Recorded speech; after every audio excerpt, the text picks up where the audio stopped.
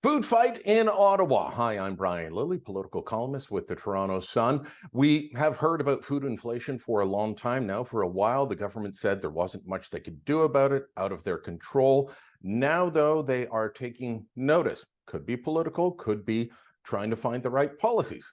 Either way, they summoned the CEOs of Canada's major grocery chains to Ottawa for a meeting, demanding action, demanding to know how they would stabilize prices. In that meeting was the food professor, Sylvain Charlebois. You're familiar with him and his writings in the Toronto Sun, his appearance on the Full Comment podcast and elsewhere. Professor Charlebois, you went to Ottawa. What did you see? What did you find out? Well, I'm still in Ottawa. Actually, we just finished the meeting. I think it was an interesting meeting. Of course, at the very beginning, I think people were on edge, not knowing much about what was going to happen. But I think what was clarified is that it wasn't really about accusing or finger pointing. I mean, basically, I was asked by the minister to brief the group about what we're seeing with the data, and we just don't see any evidence of profiteering.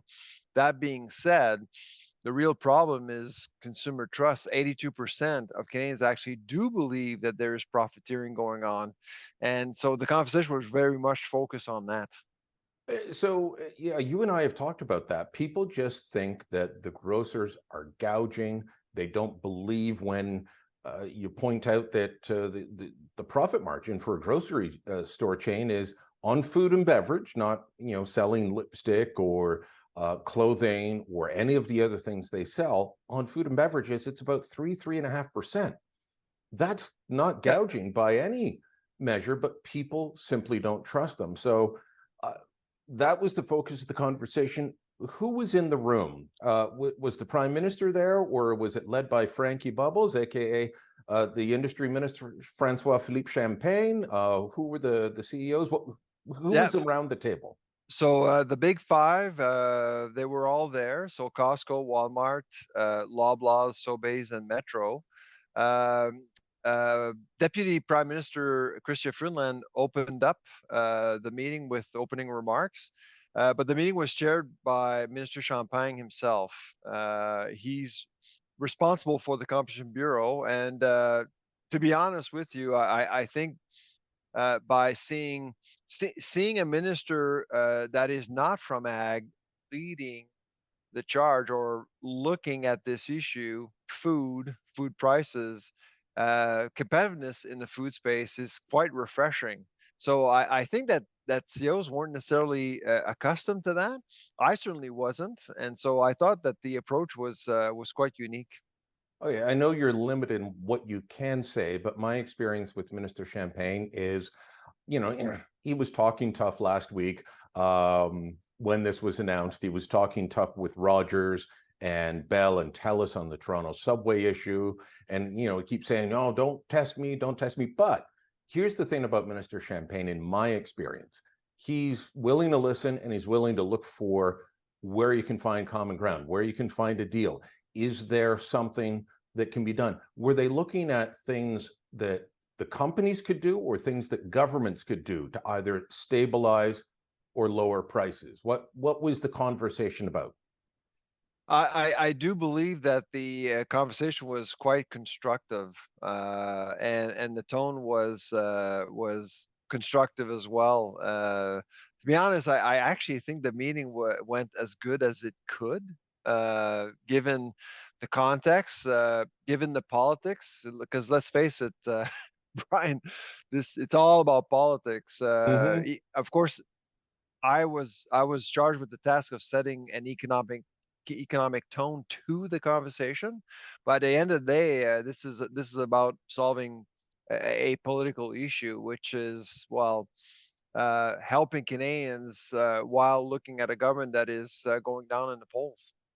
Yeah, I mean, look, food inflation was going up before the last election. It was starting to go up. It skyrocketed after the election, and for 2 years they said, "Oh, not an issue. Ukraine, external factors." Now the polls are down, and they're saying, "Oh, we should do something about this. So I mean, there's the politics entering into it, Yeah. but was there a conversation about concrete measures that either side could take to help with this? I mean, the carbon tax, people keep raising the issue of the carbon tax. It's, you know, we as consumers, as taxpayers, may get rebates, but for the farmer, the wholesaler, the trucker, the distributor, Yep. the retailer, they don't, and they've got to pass those price increases along. Yeah. Yes, there will be concrete measures. I can't tell you which one, but I mean, the plan that's going to come out of this meeting, or several meetings. There's not going to be only one meeting, by the way. There's going to be several meetings. My guess is that Mr. Champagne will actually have individual meetings with grocers and with manufacturers and farmer groups and things like that, to get a better sense of what's possible and what's not possible. But at the end of the day, I think the intent is to provide Canadians with concrete steps to control, to stabilize food inflation, not food prices, food inflation. So you mentioned off the top that 82% of Canadians believe there's profiteering. They don't trust them.